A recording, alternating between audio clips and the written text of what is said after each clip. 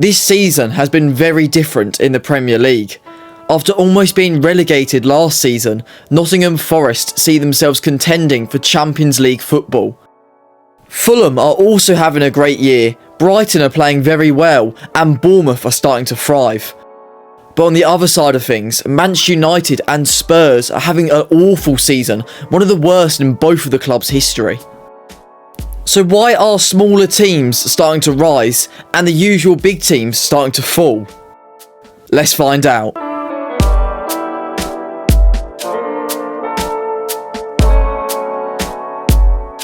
But first, we need to agree that this might not exactly be an easy question to answer. Throughout history, football teams have naturally gone through their highs and also their lows. But for a long time now, we've often seen the same big teams dominate. But this might be coming to an end.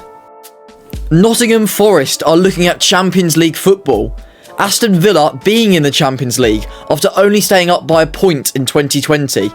Brighton playing in the Europa League despite being in League One in 2011. This rise has been slowly building for years, however, it's only just becoming clear.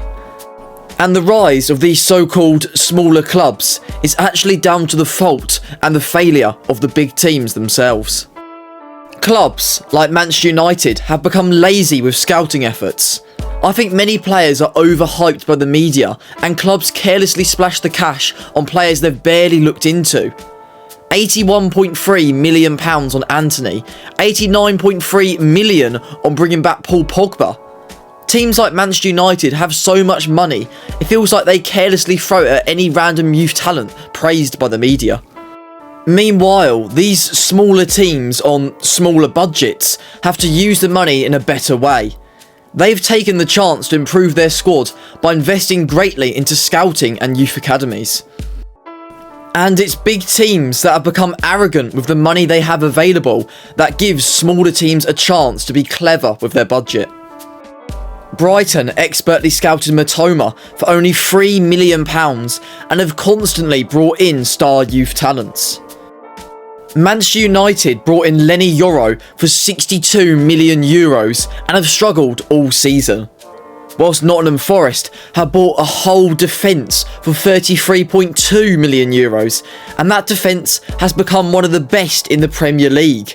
Murillo 12 million, Milinkovic 12.3 million, Sells 8 million, and Aina on a free transfer. So whilst Manchester United risk big money on a transfer that hasn't even worked out so far, Nottingham Forest were clever and bought a great defence for almost half the price a single defender cost Man U. Big budget teams look at who's good on paper and are happy to pay, while smaller clubs really make sure they know who they're signing. But it isn't just transfers and new signings that are causing this so-called changing of the guard when it comes to the top teams in the Premier League.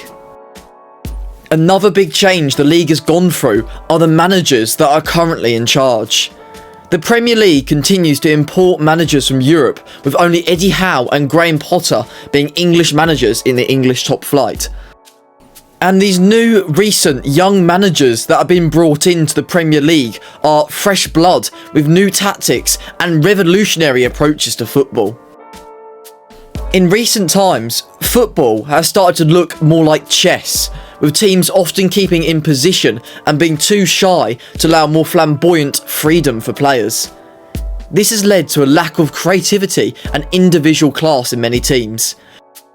A boring positional style of football, and when two teams playing this style go against each other, it becomes incredibly dull, with both teams afraid to make a move. But new managers are changing this. Bournemouth's boss, Iraola, has given his players more creative freedom.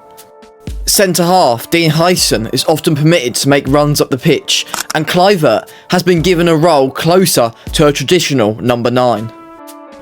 Whilst Brighton's Fabian Hertzler is a manager at only 32 and has started to give a different approach to football. This new kind of managerial approach has allowed smaller teams to develop and grow beyond what they have in the past. The amount of young good managers has changed so much recently, it has allowed smaller teams to have a proper new chance to grow and expand and be better in the league. We have never seen this level of talented, young, superb managers in the Premier League ever before. This has also meant the end of more old-school Brexit-style tactics many teams used. Managers like Sam Allardyce and Sean Dyche are no longer in the cycle of being hired and fired on repeat. The fact is, football has evolved. But another reason, and a big reason, why mid-table teams have been able to improve so much recently is simply money. The Premier League is the biggest league in the world, and with this obviously means a lot of money.